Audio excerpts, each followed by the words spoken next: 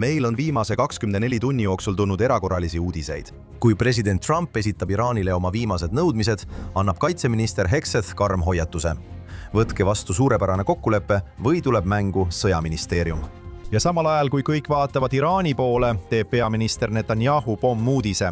Iisrael on teel Gaza kontrolli laiendamisele 70%-ni. Kas need on eraldiseisvad lood või osa palju suuremast kujunevast strateegiast?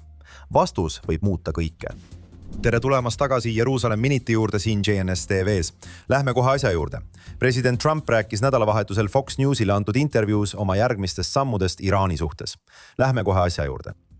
Kuidas näeb teie jaoks välja hea kokkulepe? Esiteks, ükski kokkulepe pole piisavalt hea, sest meedia kajastab seda ja me teeme suurepärase kokkuleppe. Me teeme suurepärase kokkuleppe, vastasel juhul läheme lihtsalt tagasi ja lõpetame selle sõjaliselt. Aga nii läheks see kiiremini. See on ilmselt inimlikust vaatenurgast parem, selles on ka midagi head, tead küll. Päästame palju elusid. Olenemata sellest, kas see on teine pool või mitte, päästad palju elusid. Aga me oleme väga hea kokkuleppe lähedal ja kui me suudame selle heaks teha, siis hästi. Muidu läheb asi lihtsalt sõjaministeeriumi kätte, nagu me seda nimetame. Ma eristaksin kokkulepet, sest me saame väina kohe pärast allkirjastamist avada. Ainus garantii, mis mul peab olema, on see, et tuumarelvi ei tule. Nad on sellega nõustunud. Ja see oli väga huvitav. Nad ütlesid alguses, et me ei arenda tuumarelva.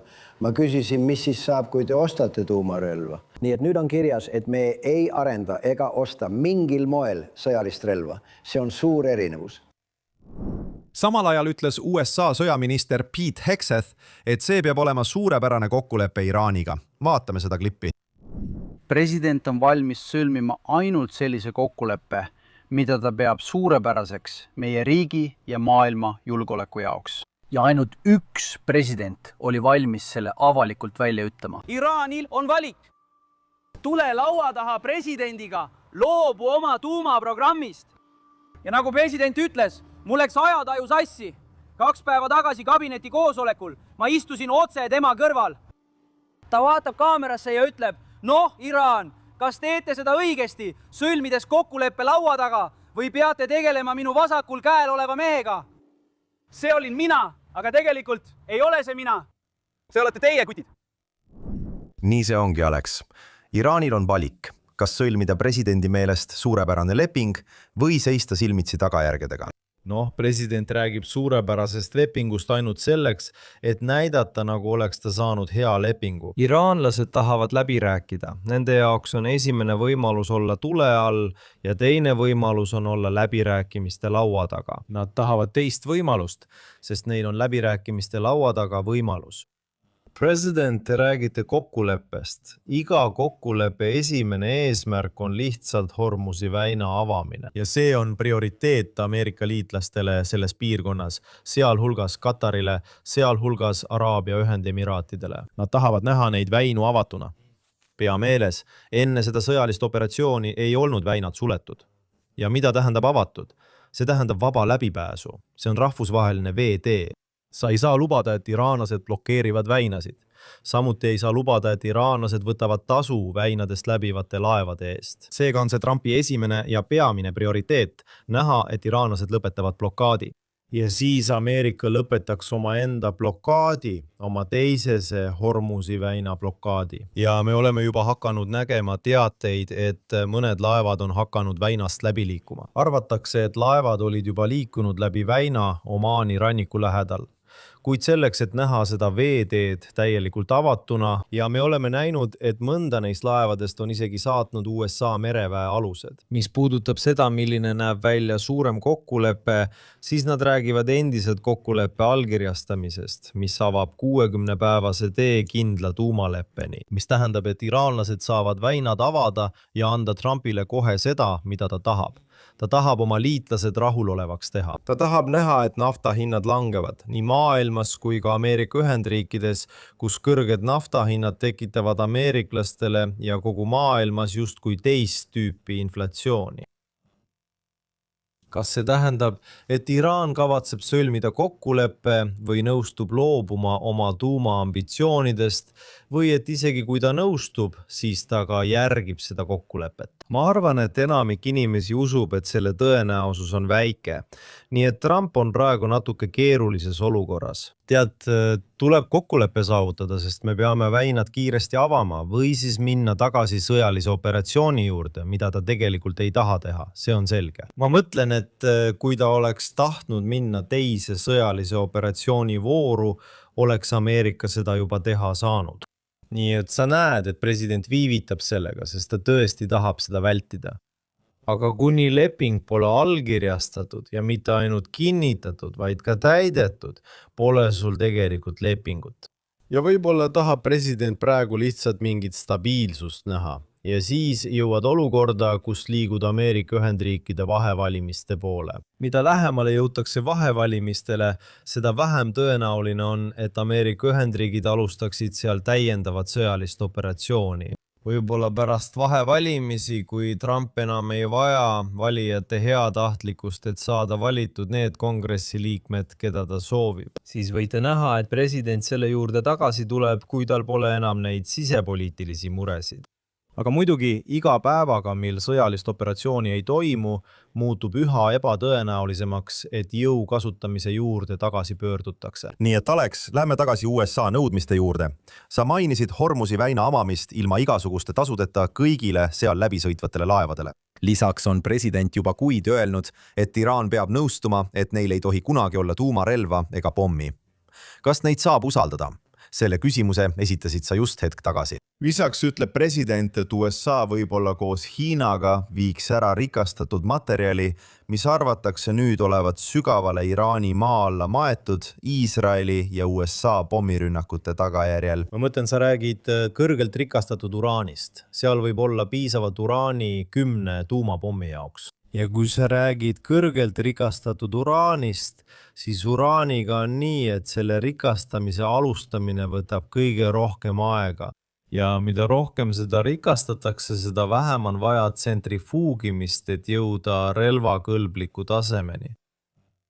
Nii et kui iraanlastel on tahe viia 60% rikastatud uraan lõpuni, ja arvatakse, et neil võib olla ka kõrgelt rikastatud uraani, mis ületab isegi 60%. See võib olla isegi, ligi 90% rikastatud uraan.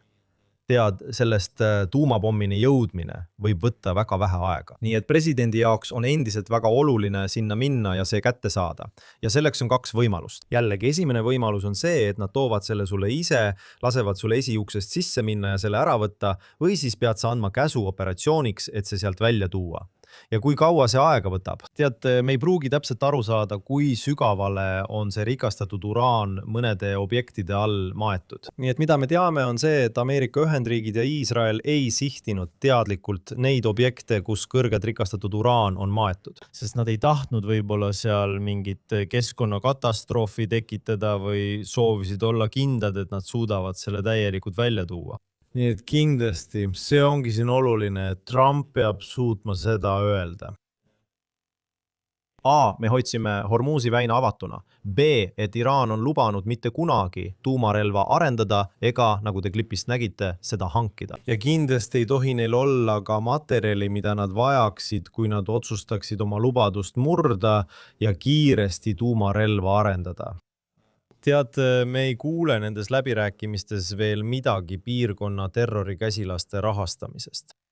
Ja mida me kuuleme on see, et Ameerika Ühendriigid võivad pakkuda Iraanile tohutut sanktsioonide leevendust. Selleks, et taastada ja parandada osa kahjust, mille Ameerika Ühendriikide ja Iisraeli õhuvägi sõjalise operatsiooni käigus põhjustas. Ja siis on küsimus, mida nad selle rahaga peale hakkavad. Teate ju, president Trump rääkis Iraani tuumaleppe JCPOA-st. Ja teate, president oli šokeeritud sellest, kui palju raha president Obama oli iraanlastele andnud. Üle $1 miljardi sularahas. Ja siin räägite sanktsiooni leevendusest, mis võib teadete järgi ulatuda kuni $300 miljardi. See on uskumatu rahasumma. See ei tähenda, et Ameerika Ühendriigid annavad selle raha otse üle. võib olla mingi muu viis, kuidas iraanlased selle raha kätte saavad. Võib-olla Katari kaudu või laenude või millegi muu taolise kaudu. Aga see varustab seda režiimi ikkagi kapitaliga. Ja neil ei ole selle kapitali kasutamisel hea maine. Nad kasutavad seda ebaseadusliku tuumaprogrammi arendamiseks. Nad kasutavad seda terroristlike käsilaste rahastamiseks kogu piirkonnas. Kindlasti. Ja Alex, me oleme praegu olukorras, kus on kehtestatud relvarahu, kuid pooled ründavad üksteist ikkagi. Me oleme sellest rääkinud seoses Liibanoniga, varsti jõuame Liibanoni juurde. Aga viimaste päevade jooksul on Iraan tulistanud droone USA laevade pihta ning USA vastas sellele möödunud neljapäeval rünnakuga Iraani lõunaosas. Jällegi, pärast seda, kui Iraan tulistas droone püüdes ületada Hormuzi väina, järgnes sellele Teherani kättemaks USA sõjaväebaasi vastu. Kõige tõsisemad kokkupõrked alates relvarahu algusest. Nii et see on küll relvarahu, aga pooled tulistavad endiselt üksteise pihta. See on ju ka üks viis läbirääkimisi venitada, eks. Ja kui te lihtsalt räägite ja kummalgi poolel ei ole mingit tõsiselt võetavat sõjalise tegevuse ohtu, siis tead, kumbki pool kaotab natuke oma mõjuvõimu. Nii et tead, see mõte, et Iraan hakkab laevade pihta tulistama, nad tegelikult testivad Ameerika Ühendriike ja vaatavad täpselt, milline võiks olla vastus. Ja Ameerika Ühendriigid vastasid tugevalt, kuid piiratud viisil, kasutades samal ajal suure sõjalise jõu ähvardust selleks, et tuua iraanlased tagasi läbirääkimiste laua taha. Nii et sa näed, siin jah, ühel poolt on sul relvarahu. Teiselt poolt ei ole sul veel mingit allkirjastatud kokkulepet, mis seda relvarahu ametlikult kinnitaks või mis annaks Ameerika Ühendriikidele seda, mida nad nõuavad. Nii et sul ongi selline vastastikune jõu proovilepanek, kus kumbki pool testib teise tahet ja kasutab jõudu läbirääkimistele survestamiseks. Alex, varem mainisid sa sanktsioonide leevendamise võimalust, aga siin sul ongi. Kolmapäeval kehtestas Trumpi administratsioon sanktsioonid Iraani äsja loodud Pärsia lahe väinaametile, süüdistades seda islaami revolutsioonilise kaardiväe abistamises kaubalaevade väljapressimisel Hormuzi väinas. See on midagi, millest ma pole kunagi kuulnud. Pärsia lahe väinaamet. See on mingi uus Iraani looming, mis just välja tuli. Ma mõtlen, New Yorgis on sul sadamaamet. Mida sadamaamet teeb? See haldab tasulisi väravaid sildade ja tunnelite sissepääsudel. Ja just seda Ameerika Ühendriigid ei taha näha. Nad ei taha, et laevadelt, mis läbi sõidavad, võetaks tasu. See ei ole jällegi nagu Suessi kanal Egiptuses või Panama kanal, kus riik sisuliselt lõi veetee kaubalaevanduse hõlbustamiseks. See on rahvusvaheline veetee, looduslik veetee ja seda pole kunagi varem maksustatud. Ja viimane asi, mida Ameerika Ühendriikide president tahab näha, on see, et iraanlased hakkavad tasu kehtestama. Tegelikult oleme näinud, et Omaan ütleb, oodake nüüd, meie kontrollime Hormuzi väina. Nii et teate, meie peaksime ka selle eest tasu võtma. Ja siis ähvardas rahandusminister, et ta kehtestab Omaanile sanktsioonid, kui nad hakkavad Hormuzi väinast tasu nõudma. Ja siis võis tegelikult näha, kuidas teised riigid üle maailma ütlevad, oodake, meil on ka siin väinasid. Teate, on palju kohti, kus on väga kitsad veeteed, mis on olulised kaubanduslikuks liikluseks, eriti nafta või teiste kaupade tarnimisel. Ja sa ei taha, et need riigid ütleksid, meie paneme ka oma veeteele tasu peale. Seega on siin väga-väga oluline, et Trumpi administratsioon kehtestab sanktsioonid iga ettevõtmise vastu, mis püüab Hormuzi väinas tasusid kehtestada. Nüüd, sina ja mina mõlemad teame, et president Trump postitab kogu aeg oma Truth Sociali kontole, saadab neid sõnumeid välja, tundub, et lausa iga paari minuti tagant. Ja mis puudutab Iraani, siis ma arvasin, et see oli väga huvitav. President ütles, et sõja võimaliku lõppemise tulemusena tahaks ta näha, et riigid, sealhulgas Saudi Araabia, Katar ja teised, liituksid Abrahami kokkulepetega, mis on Iisraeli, Araabia Ühendemiraatide ja Bahreini vaheline normaliseerimislepe. Ja ta ütles tegelikult, et tahaks näha, et Iraani Islamivabariik oleks osa Abrahami kokkulepetest. Ja ta ütles, wow, see on ikka üsna uskumatu. Ma ütleksin, et kui režiim kokku kukub, loodetavasti peagi, siis on Iraanil lõpuks võimalus liituda normaliseerimislepinguga Iisraeliga. Võib-olla isegi väga kiiresti, aga kui režiim on endiselt võimul, kas see on üldse realistlik? Ma ei usu seda. Jah, nagu sa ütlesid, kui režiim kukuks ja võimule tuleks näiteks kroonprints Reza Pahlavi, kas tema suudaks Iisraeliga suhted normaliseerida? Ma arvan, et tema oleks väga valmis kaaluma suhete normaliseerimist Iisraeliga. aga ma arvan, et olulisem küsimus ei ole mitte see, kas Iraan seda teeb, vaid kas mõned teised riigid teeksid seda. Ja kindlasti oli riik, keda peeti normaliseerimisele kõige lähemal olevaks. Saudi Araabia. Seda kogu Abrahami kokkulepete kontseptsiooni arutati juba Trumpi administratsiooni ajal, juba 2018. ja 2019. aastal. Ja Iisraelil ja Ameerika Ühendriikidel kulus palju aega, et jõuda sinnamaani, kus nad suutsid kokkuleppele jõuda. Osaliselt oli see lihtsalt sellepärast, et Trumpi administratsioonil kulus aega mõistmaks, et siin on oma hind. See tähendab Iisraeli ja teiste Araabia riikide suhete normaliseerimist ilma, et esmalt lahendataks Iisraeli ja Palestiina konflikt. Aga pärast seda tuli periood, kus Iisraelis toimus 5 järjestikust valimist. See tekitas ebakindlust, mis pani Saudi Araabia ja teised kõhklema enne, kui nad liitusid Abrahami kokkulepetega. Nii et tegelikult ei sõlmitud ühtegi Abrahami kokkulepet enne 2020 aastat, kui Araabia Ühendemiraadid, Bahrein, Maroko ja Sudaan sõlmisid need esimesed 4 Abrahami kokkulepete normaliseerimislepingut. Sel ajal oli olukord, kus Araabia Ühendemiraatide ja Saudi Araabia vahel oli palju tihedam koostöö. Ja mida me nüüd oleme näinud, eriti viimasel aastal, on see, et Araabia Ühendemiraatide ja Saudi Araabia vahel on tekkinud teatav eemaldumine. Suur osa sellest on seotud Saudi Araabia toetusega moslemi vennaskonnale, eriti moslemi vennaskonna fraktsioonidele Jeemenis, samal ajal kui Araabia Ühendemiraadid ei soovi moslemi vennaskonnaga mingit tegemist teha. Nii tekkisid teatud erimeelsused Araabia Ühendemiraatide ja Saudi Araabia välispoliitika strateegiates.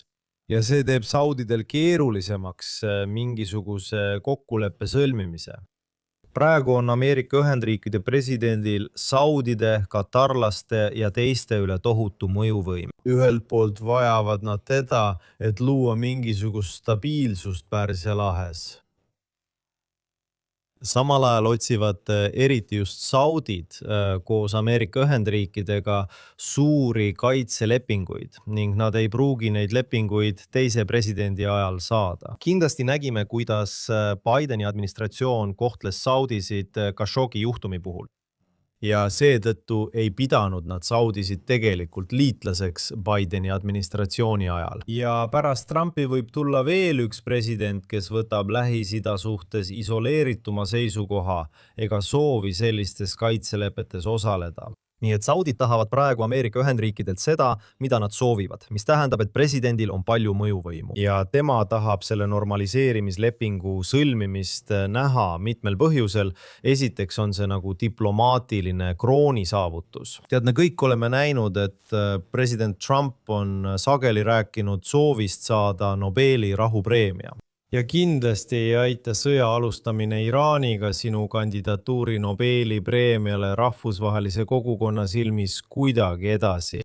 Kuid mingisuguste lepingute allkirjastamine, mis sisuliselt lõpetaks suurema Araabia-Iisraeli konflikti, võiks olla Nobeli preemia vääriline. Nii et ühest küljest on see nagu isiklik. Siin on isiklik püüdlus. Ja teine osa on lihtsalt Hiina vöö ja tee algatusele alternatiivse kaubatee ehk IMEC koridori loomine, mis tõesti sõltub sellest, et kaubad saaksid liikuda. Indiast Pärsia lahe äärde, läbi Saudi Araabia, läbi Jordaania, läbi Iisraeli, Haifa sadamast Iisraelis, et saata kaupu Euroopasse ja läände. Nii et see sõltub tõesti mingisugusest normaliseerimisest, kui soovite, et kaubad liiguksid läbi nende riikide. Kas see võiks juhtuda? See võiks juhtuda. Tõenäoliselt ootavad need riigid, et näha, mis saab eelseisvatel Iisraeli valimistel, sest nad tahavad teada, kellega nad koostööd tegema hakkavad. Kellega me allkirjastame lepingu? Kas me allkirjastame lepingu Netanyahuga, kes hakkab nüüd koos president Trumpiga järgmised 2,5 aastat ametis olema ja võib-olla ka kauem? Kas tuleb veel üks Iisraeli valitsus ametisse? Kas see saab olema valitsus, mis püüab tühistada osa neist edusammudest, mida Netanyahu valitsused on aastate jooksul Lähis-Ida diplomaatias saavutanud? Praegu on palju muutumises. Kas need kokkulepped on arutusel? Ma arvan, et see on võimalik, aga tuleb näha, kuidas mõned neist asjadest paika loksuvad. Jätkub. Ja Alex, ma tahan nüüd pöörduda Liibanoni olukorra juurde. teated näitavad, et Iisraeli kaitsevägi liigub veelgi põhja poole, võib-olla isegi üle Litani jõe. Täna hommikused pildid näitavad, et Iisraeli kaitsevägi on vallutanud Beauforti kindluse, mis on tõesti Iisraeli sissetungi sümbol Liibanoni 80ndate alguses. Samal ajal toimusid Beiruti rünnakud esimest korda mitme nädala jooksul. Sihitud atentaat Ali al-Husseini raketiväe komandör Imam Husseini diviisis, mis on IRGC haru.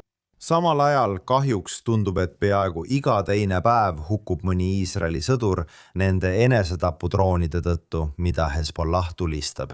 Nii et väed on jõudnud kaugemale kui väga pika aja jooksul varem. Sihtmõrvad jätkuvad.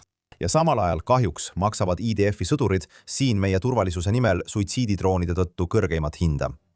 Liibanonis toimub praegu palju. Õige. Ja kui me rääkisime Iraanist ja võimalusest seal läbiräägitud kokkuleppe sõlmida, siis üks Iraani nõudmistest on, et nad tahavad näha relvarahu mitte ainult Ameerika Ühendriikide ja Iraani vahel. Nad tahavad näha relvarahu Iisraeli ja Hezbollah vahel Liibanonis. Aga mida tähendab relvarahu?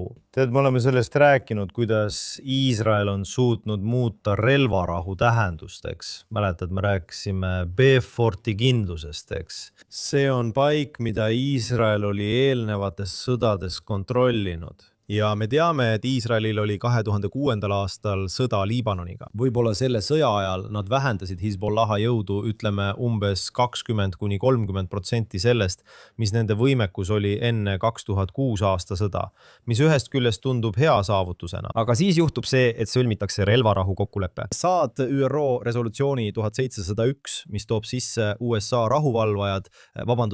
ÜRO rahuvalvajad UNIFIL-i koosseisus, et valvata või põhimõtteliselt takistada Hezbollah taas ülesehitamist Lõuna-Liibanonis ja mida Hezbollah tegi? Nad ehitasid end UNIFIL-i silme all uuesti üles. Nii et selle asemel, et nende võimekust oleks vähendatud, ütleme 20% peale. Nad mitte ainult ei taastanud seda 20% taset, kus nad olid enne 2006 aasta sõda, aga UNIFIL-i ja ÜRO resolutsiooni 1701 alusel jätkasid nad tegelikult oma jõudude ülesehitamist 100–1000 korda suuremaks, kui nad varem olid. Ja just sellist relvarahu Hezbollah ja Iraan tahavadki näha. Nad tahavad näha relvarahu, kus ÜRO rahuvalvajad tulevad sisse. Iisraelil keeratakse tulistada ja nemad saavad oma jõude koondada ja üles ehitada, et jõuda positsioonile, mis on isegi tugevam kui enne 7. oktoobrit selles viimases sõjas. Nüüd relvarahu kokkulepe, mille Iisrael algselt sõlmis Hezbollahga selle sõja ajal 2024 aasta novembris, tead, strateegiliste asjade minister Ron Dermer tõi selle plaani Iisraeli valitsuse ette. Valitsus ütles, et me ei taha relvarahu kokkulepet, sest nad mõtlevad 2006. aasta relvarahu kokkuleppe versioonile. Ja mida Dermer ja peaminister Netanyahu esitlesid, oli uut tüüpi relvarahu kokkulepe, kus Iisrael jätab endale õiguse jätkata rünnakuid Liibanonis. Nii et me oleme justkui relvarahu mõiste ümber defineerinud ja selle pea peale pööranud. Selle asemel, et relvarahu takistaks Iisraelil rünnakuid, kuni terroristid end uuesti üles ehitavad, on nüüd nii, et kui terroristid teevad mingeid samme taastumise või ümberkorraldamise suunas, siis Iisrael ründab. Ja seda nimetadki relvarahuks. Siin tahab Hezbollah kindlasti kokkulepet, sest nad on keskendunud ellujäämisele. Nüüd on Iisraelil probleem, sest nad ei saa Hezbollah täielikult maha suruda, sest selleks peaks korraldama sõjalise operatsiooni kogu Liibanonis. Kui palju vägesid selleks vaja läheks? Sa peaksid nüüd 100 000 sõdureid uuesti mobiliseerima, et minna Liibanoni. Kui kaua sa kavatsed Liibanonis olla? Nii et see, mille Iisrael on välja mõelnud, mida nad saavad teha ja mida nad peavad tegema, on lihtsalt. Ja siin ongi sõjaline doktriin muutunud. See tähendab, et sa ei luba organisatsioonil nagu Hezbollah koondada oma vägesid sinu piirile. Ja sellepärast ongi Iisrael puhastanud kogu selle maa kuni Litani jõeni. Aga mida sa kuuled peaminister Netanyahult on see, et nüüd liiguvad nad isegi Litani jõest kaugemale. Iga kord, kui nad näevad mingit liikumist Hezbollahi poolt või katset ümber korraldada, liigub Iisrael natuke kaugemale ja kaugemale. Nii et Hezbollah ja teised terroristlikud organisatsioonid saaksid aru, et iga kord, kui sa astud sammukese Iisraelile lähemale, kaotad sa tegelikult järjest rohkem ja rohkem oma territooriumi suveräänsust. aga nagu me ütlesime, käib praegu palju edasi-tagasi liikumist. Sa räägid neist droonidest. Viimastel nädalatel ja kuudel oleme hakanud nägema, et Hezbollah kasutab nüüd järjest rohkem neid fiiberoptilisi droone, mis on olnud iseloomulikud sõjas Venemaa ja Ukraina vahel. Neid on väga-väga raske tuvastada, sest nad ei kasuta raadiosagedust. Seega ei saa sa tuvastada, millal need on välja lastud. Sa ei saa neid eriti radariga jälgida. Nii et ma ei tea, Iisrael püüab välja mõelda ja arendada meetodeid nende raskemini tuvastatavate droonidega toimetulemiseks. Ma usun, et nad töötavad millegi kallal. Ma ei tea, kas nad töötavad väikeste droonide kallal, millel on käärid, mis suudavad valguskaabli läbi lõigata. Nad rääkisid võrkudest, nende püüdmisest võrkudega, igat sorti lahendused. Kuula, me oleme idufirmade riik, mul pole kahtlustki, et see juhtub. Me leiame nendele droonidele lahenduse. Kahjuks näeme pidevaid rünnakuid, rakette ja droone põhjapiiril.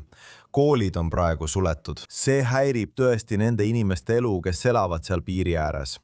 Aga ma arvan, et lõpuks leiame viisi, kuidas nende droonidega toime tulla. Ma lihtsalt loodan, et need sõdurid on turvaliselt ja nad ei pea selle eest maksma. Aga viimased paar päeva pole olnud head. Kindlasti on olemas võimalus, et Iisrael ja Hezbollah jõuavad läbi Liibanoni mingisuguse läbiräägitud kokkuleppeni, et saavutada rahunemine. Ja seejärel on see taas Hezbollahi ja Iisraeli vaheline teineteise kompamine. Tead, nad mängivad alati seda vastastikuse kättemaksu mängu, mis võib iga hetk paisuda millekski palju suuremaks. Aga praeguses olukorras peab uskuma, et Hezbollah saab aru, et kui ta tahab ellu jääda ja kahju parandada, vajab ta tõenäoliselt pikemat rahuperioodi. Nii et probleem on selles, et nad ei saa sellist rahu nagu 2006. aastal. Õige. See tähendab, et Iisrael ei anna neile seda rahu, mida nad soovivad taastamiseks. Kui nad ei saa seda rahu, mida nad otsivad, siis nad ei jäta ka teid omakorda rahule. Ja me võime näha seda olukorda, kus toimub tulevahetus või näiteks droon tuleb sisse, tapab sõduri, tapab põhjas kooli ja siis Iisrael vastab tagasi ilma täiemahulise rünnakuta, kus Hezbollah tulistab pikema lennuga rakette Haifasse või Tel Avivi või sihib Iisraeli maagaasi ja elektritaristut. Sest kui see juhtub, siis tead, et Iisrael teeb massilise mobilisatsiooni ja hakkab liikuma kaugele põhja kuni Beirutini välja. See on nagu silm silma vastu. Kumbki pool katsetab teineteise piire. On täiesti võimalik, et võib tekkida pikaajaline kokkupõrgete olukord. Ei ole päris rahulik, aga ka mitte täiemahuline sõda pikema aja jooksul. Kuid isegi kõige selle juures pidasid Iisrael ja Liibanon reedel Pentagonis kõnelusi, kus ametlikult käivitati ennennenune julgeolekukanal, mis toetab kahe riigi vahelisi kestvaid relvarahu läbirääkimisi, nagu seisab USA arutelude kokkuvõttes. Nii et isegi kui Iisrael ja Hezbollah on täielikult haaratud, kas põhjas on relvarahu või mitte, toimuvad praegu Washingtonis kõnelused täiemahulise kokkuleppe saavutamiseks Iisraeli ja Liibanoni vahel. Aga nagu me oleme korduvalt öelnud, Hezbollah ei ole nendesse kõnerustesse kaasatud. Täpselt nii.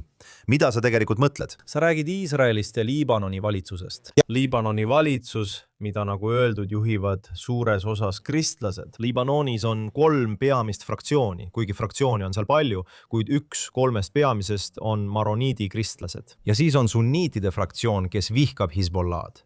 Ning siis on Hezbollah, mis on šiia fraktsioon. Enamik Liibanoni šiiadest toetab Hezbollah'd. Teised 2 fraktsiooni on Hezbollah'le vastu, aga probleem on selles, et Hezbollah, nagu Iraani revolutsiooniline kaardivägi Iraanis või Hamas Gazas, on see, kellel on relvad. Seetõttu suudavad nad ühiskonnas koha peal domineerida. Nii et näete, kuna Hezbollah on oluliselt nõrgenenud, on tekkinud võimalus, kus Liibanon saab tegelikult alustada mingisuguseid läbirääkimisi Iisraeliga. Ja tõenäoliselt on seal ka hea tahe olemas. Mõlemad pooled näevad Hezbollahi vaenlasena, kuid seni, kuni Hezbollah on olemas, ei soovi nad näha normaliseerimislepet Iisraeli ja Liibanoni vahel. Nii et nad võivad neid kõnelusi kasutada ajendina, põhjendusena, miks nad peavad jätkama sõda Iisraeli vastu, et tõmmata Iisraeli kaitsevägi veelgi rohkem konflikti. Ja nad loodavad, et teised Liibanoni rühmitused pöörduvad Iisraeli ja Iisraeli kaitseväe vastu nende jätkuvate rünnakute tõttu Liibanoni territooriumil. Väga-väga keeruline olukord, mida juhitakse Washingtonis kõige kõrgemal tasemel. Me teame, et Yehiel Leider, Iisraeli suursaadik Ameerika Ühendriikides, juhib Iisraeli poolelt läbirääkimisi.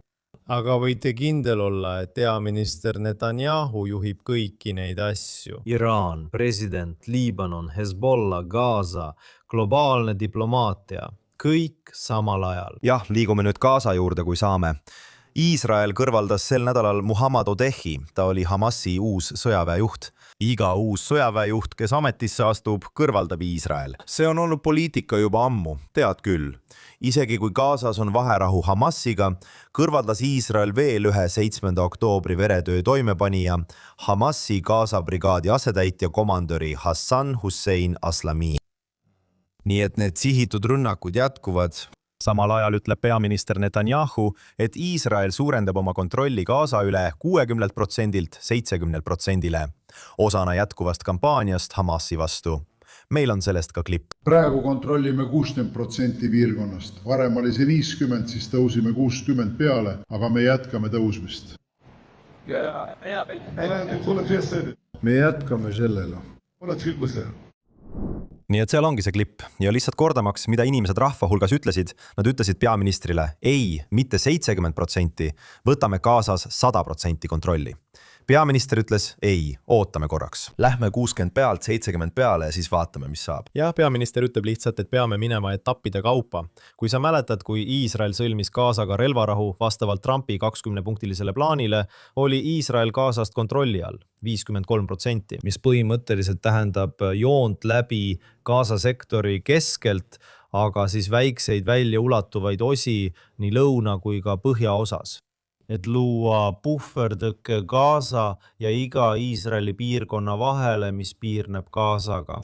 Samuti märkimisväärne puhvertsoon Gaza ja Egiptuse vahel, et Egiptust ei saaks kasutada salakaubateena tagasi Gaza sektorisse. Ja mida me oleme juba näinud on see, et kui Iisraeli kaitsevägi jätkab tegevust Gazas ning Hamas ei loovuta sektori kontrolli, nagu ta peaks tegema, selle 20-punktilise plaani kohaselt nõutakse Hamasi relvitustamist. Ja tegelikult püütakse saavutada, et mõni teine jõud võtaks Gazas kontrolli üle, toimuks demilitariseerimine, relvitustamine ning kontrolli haaraks mõni muu poliitiline jõud. Kuni Hamas on veel võimul, näete, et Iisraeli kaitsevägi liigub sellest kollasest joonest kaugemale ja tõmbab seda jooksvalt ümber. Nii et näete, et Iisrael kontrollib juba üle 60% Gaza sektorist, mitte enam 53%, nagu see oli alguses. Ja kuulete peaministrit ütlemas, et see 60% saab peagi olema 70%. Ja jah, kuulsid seal rahva seast hüüdeid, minge võtke 100%. Ja peaminister ütleb, et võib olla, aga me teeme asju praegu etappide kaupa, kõigepealt kõige olulisem. Lähme 60%-lt 70%-le. Mina hääletan 100% poolt, sest nii me siia jõudsimegi. Kui me toona aastal 2005 Gush Katifist ehk Gaza juudi kogukondadest lahkusime, siis minu arvates viis see otse 7. oktoobri veretööni aastaid hiljem. Nii et ühel päeval loodan ja palvetan, et me asustame Gaza uuesti juudi kogukonnad seal. Oluline on mõista, et Iisrael ei kontrollinud 100% Gaza sektorist ka siis, kui Gazas olid asundused. Ja seal oli osa sellest, mida nimetati 5 sõrme plaaniks, kus olid mõned juudi asundused. Põhjas, keskosas ja lõunas, et luua Iisraeli kaitseväele kohalolek strateegilistes punktides Gaza sees, eks. Nii et see polnud lihtsalt puhas sõjaline okupatsioon, vaid sõjavägi oli seal, et kaitsta elanikke. Aga see tekitas olukorra, kus Gaza oli sisuliselt nagu A-ala Juudamaal ja Samaarias. Ja ala on piirkond, mis peaks olema Palestiina omavalitsuse tsiviilkontrolli, tsiviiljuhtimise ja sõjalise kontrolli all. Aga me teame, et Iisraeli kaitsevägi läheb sageli A-alale. See on see enne rohu niitmise poliitika. Sa saad rohtu niita siis, kui Iisraeli kaitsevägi on kohal.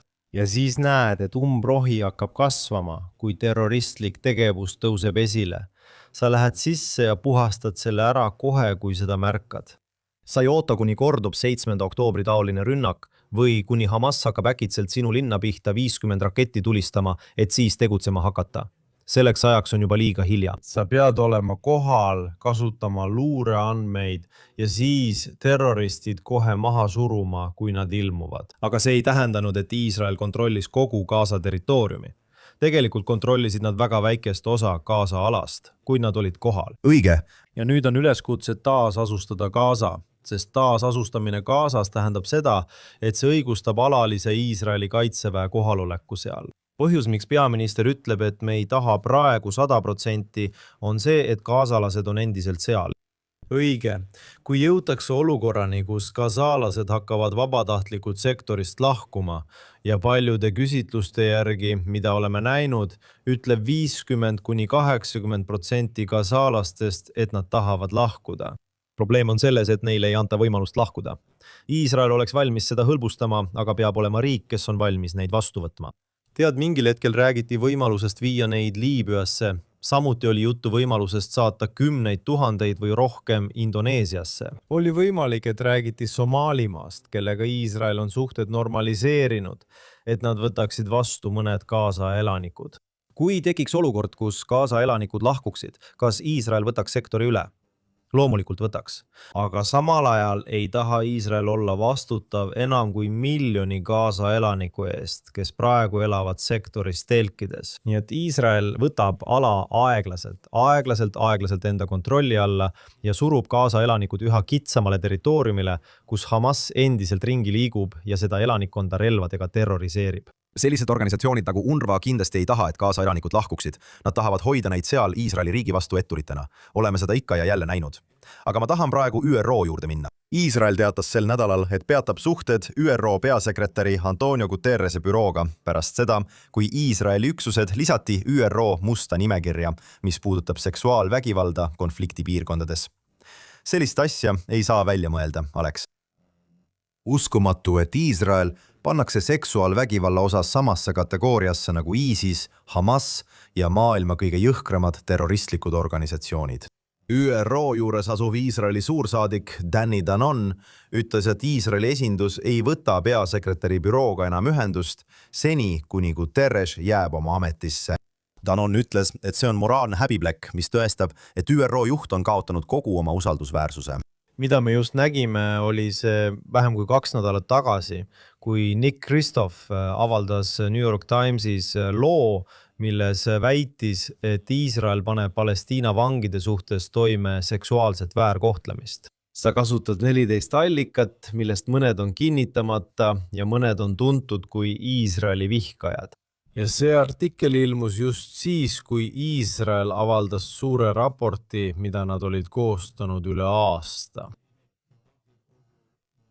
Kasutades üle 1000 allika, et üksikasjalikult kirjeldada ja dokumenteerida süsteemset seksuaalset väärkohtlemist, mida iisraelased 7. oktoobril kogesid ja mida pandi toime pantvangide vastu. Nii et nad lihtsalt pööravad asja pea peale ja varastavad pealkirja. Muidugi. Ja siin on ÜRO tegemas midagi sarnast, pannes Iisraeli koos nende terroristlike organisatsioonidega musta nimekirja, väites, et Iisrael on seksuaalse väärkohtlemise toimepanija palestiinlaste suhtes. Ja tead, mis siin nii irooniline on see, et mõned aastad tagasi, ja sa võid seda ise uurida, ilmus tegelikult raport, mis süüdistas Iisraeli kaitseväge rassistlikus käitumises, kuna sõjavägi ei vägistanud. Iisraeli kaitseväe mehed ei vägistanud Palestiina naisi, eks? See oli siis väidetavalt märk rassismist. Nii et tead, ühelt poolt öeldakse, et sa vägistad, kui sa tegelikult ei tee seda. Ja siis, kui nad tunnistavad, et sa ei tee seda, ütlevad nad, et sa ei tee seda sellepärast, et see on rassistlik. Nüüd see Danoni samm on tõesti sümboolne, sest me oleme praegu sisuliselt 2026. aasta juuni alguses. Ja Guterres on oma teisel järjestikusel 5-aastasel ametiajal ÜRO peasekretärina. Ja ta lahkub detsembri lõpus. ÜRO-le tuleb uus peasekretär ja Danny Denunzio ütles oma avalduses, teate, me peatame igasuguse kontakti Guterrese bürooga. Kuid nad avaksid uuesti mingisugused suhted uue peasekretäriga, kui uus ametisse nimetatakse. Ja kindlasti loodab Iisrael, et saadakse parem peasekretär. Ma ei taha öelda, et saadakse Iisraeli meele peasekretär, aga nagu nende asjadega ikka on neid, kes on halvemad ja siis on neid, kes on mõistlikumad, kellega saab koostööd teha ja rääkida. Ilmselt usub Danon, et Guterres on praeguseks selline, kellega ei saa enam üldse rääkida. Aga ma arvan, et see tõstatab veelgi olulisema küsimuse. Teate, mida Iisrael üldse veel ÜRO-s teeb? Tõsiselt? see on organisatsioon, mis näib olevat loodud spetsiaalselt selleks, et Iisraeli legitiimsust rahvusvahelisel areenil õõnestada. On selge, et ÜRO mandaat, mis loodi pärast kohutavat teist maailmasõda ja pärast Rahvaste Liidu läbikukkumist selle sõja ärahoidmisel, ei ole suutnud maailmas usaldusväärsust taastada. Üle kogu maailma toimuvad sõjad, kõik need konfliktid leiavad aset ÜRO silme all. Ja see on organisatsioon, mis mõistab Iisraeli hukka rohkem kui ühtki teist riiki maailmas, lausa rohkem kui kõiki teisi riike kokku. Ma mõtlen, sa võid kritiseerida Iisraeli valitsust või Iisraeli riiki nii palju kui tahad. Aga lihtsalt jalutasin ringi, ma kutsun kõiki siia ringi jalutama ja ütlema inimesele, kellega sa räägid, et see koht on hullem kui Iraan, hullem kui Sudaan. Ja need on riigid, kes pannakse inimõiguste komiteedesse, naiste komiteedesse. Tead, Iraan pannakse komiteesse. Tead, need pannakse tuumarelva leviku tõkestamise komiteedesse. Tead, need kohutavad inimõiguste rikkujad igas mõttes. Ja siin ütleb ÜRO, et Iisrael on kõige hullem riik terves maailmas. Ma mõtlen, tehke nüüd nalja. See on naeruväärne. Üks suur nali, aga ma tahan jääda New Yorgi juurde, Alex, sest selleks ajaks, kui inimesed seda vaatavad, on see ilmselt juba möödas. Aga täna toimub Manhattanil Iisraeli toetusparaad, kus 10 000, võib-olla isegi 100 000 New Yorgi elanikud ja Iisraeli toetajad marsivad New Yorgis, näidates oma toetust Iisraeli riigile. Esimest korda aastate jooksul, ma arvan, et see on üldse esimene kord, üldse. New Yorgi linnapea ei ole seal kohal. Zoran Mamdani boikoteerib, võib öelda, et ta boikoteerib seda üritust, öeldes avalikult, et ta ei osale selle aasta paraadil. Samal ajal ütles Jessica Tisch, NYPD komissar, et tema siiski osaleb sellel üritusel. Vaatame seda klippi. Kas teil on mingeid muresid selle pärast, et linnapea ei ole kohal? Ei, see on linnapea otsus mitte marssida ja see on minu otsus uhkusega marssida. Nii et Alex, võib-olla suurim Iisraeli toetav üritus väljaspool riiki, mida korraldatakse igal aastal. Ma tean, et kui ma olin ülikoolis, marssisin ma uhkusega Iisraeli päeva paraadil, tervitus Iisraelile paraadil ja see toimub taas. Aga New Yorgi linnapea ei ilmu kohale. See on lihtsalt uskumatu, et oleme jõudnud punkti, kus New Yorgi linnapea, linna, kus elab kõige rohkem juute kogu maailmas väljaspool Iisraeli, ei tule kohale. Sa räägid näiteks Brooklyni ja Manhattani kandist. Ja sul on inimesi, kes tulevad ka New Jerseyst ja mujalt näiteks väljaspool linna, ümbritsevast 3 osariigist koosnevast piirkonnast, kus tõenäoliselt elab üle 2 miljoni juudi selles koondunud 3 osariigi piirkonnas. See on number 1 sündmus, nagu sa ütlesid. Tead, ma olen sellel paraadil palju kordi käinud. Ma olen sellest paraadist otseülekannet teinud ja ka Central Parki kontserdilt, mis toimus kohe pärast seda paraadi mitmel korral. Ja see oli tõesti väga oluline sündmus juudi kogukonnale, et ühenduda ja näidata solidaarsust Iisraeli riigiga. Aga nüüd on jõutud selleni, et selle linnapea, kus on maailma suurim juutide kontsentratsioon, ütleb, et ta ei taha isegi Iisraeli päeva paraadil osaleda. See on väga kõnekas avaldus. Ja samal ajal on pingeid ka linnapea enda administratsioonis, sest NYPD politseiülem, politseikomissar Jessica Tisch, kes on James Tishi tütar, kes oli kunagi New Yorgi juudi föderatsioonide esimees. Ja isegi ma usun, et ka üleriigiliselt Ameerika Ühendriikidest ta tuleb pressikonverentsile, seistes otse Mamdani kõrval, kandes kaelas juudi tähte ning öeldes, et ta marsib uhkusega. Aga lisaks sellele, et ta marsib uhkusega, mis on suurepärane ja iseenesest oluline, et sel aastal rakendatakse selle paraadi ümber üht kõige keerukamat turvameetmete süsteemi, sest paraad võib ausalt öeldes kujuneda suureks sihtmärgiks. Ma arvan, et sel aastal näete selle paraadi ümber palju rohkem proteste. Seda ei ütle ainult linnapea, et ta ei marsi selles paraadis, vaid nagu me nägime Columbia ülikoolis ja mujalgi, võib paraadi marsruudil olla palju Palestiina-meelseid Hamasi toetavaid ässitajaid. Ja loodetavasti kulgeb see paraad tõrgeteta ilma suuremate vahejuhtumiteta. Turvaintsidendita.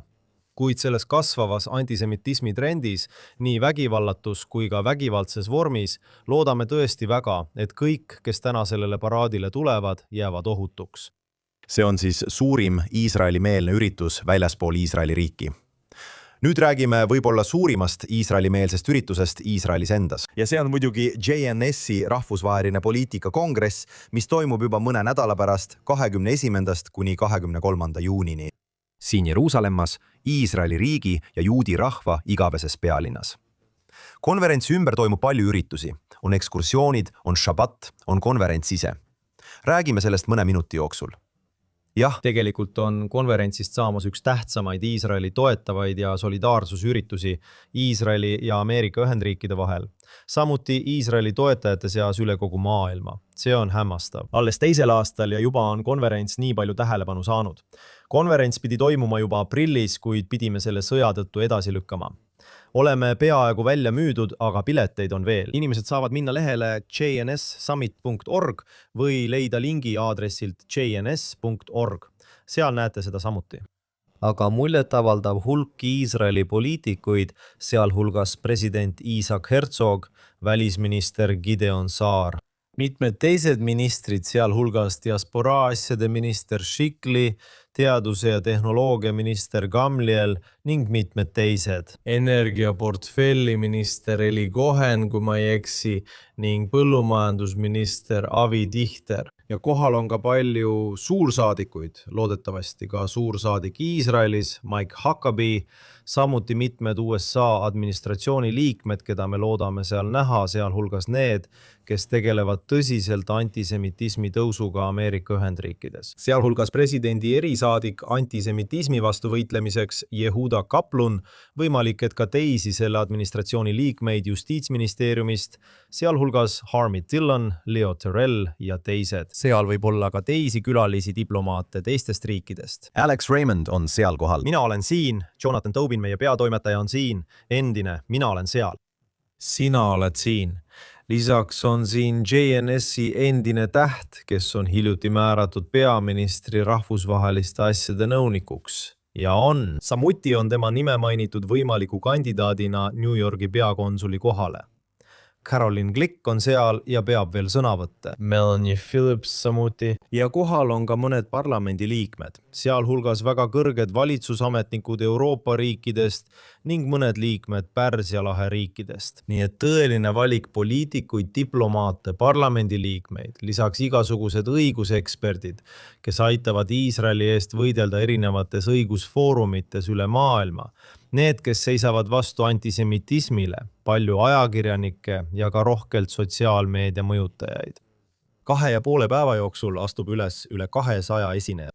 Ja me loodame, et nende esinejate seas on ka peaminister, kes pidas kõne ka eelmisel aastal esimesel JNS-i tippkohtumisel. Peaminister on kutsutud osalema. Loomulikult oleme näinud, et peaminister tegeleb paljude kiireloomuliste riigiasjadega, seega loodame, et ta tuleb kohale. Aga me saame teada, kui see juhtub, võib-olla isegi viimasel hetkel, kas ta on kohal. Loodame, et ta tuleb ja loodame, et ka kõik teised liituvad meiega. Anna meile uuesti link, et registreeruda. Saad minna lehele jnssummit.org.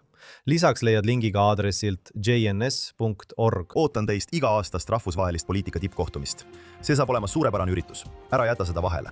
Ja sellega on tänane Jeruusalemm Minute läbi. Siin JNS TV-s JNS Newsi korrespondent Josh Ashton koos JNS tegevjuhi Alex Paimaniga. Suur tänu, et meiega liitusite. Saatke meile super thanks, kindlasti tellige meie kanal. Külastage JNS TV-d, et näha kogu meie suurepärast sisu. Samuti minge aadressile gnss.org, et saada värskeimaid uudiseid Iisraelist, Lähis-Idast ja kogu juudi maailmast. Soovin teile suurepärast nädalat. Kohtume teiega järgmisel nädalal siin saates Jeruusalemm Minute JNS TV-s.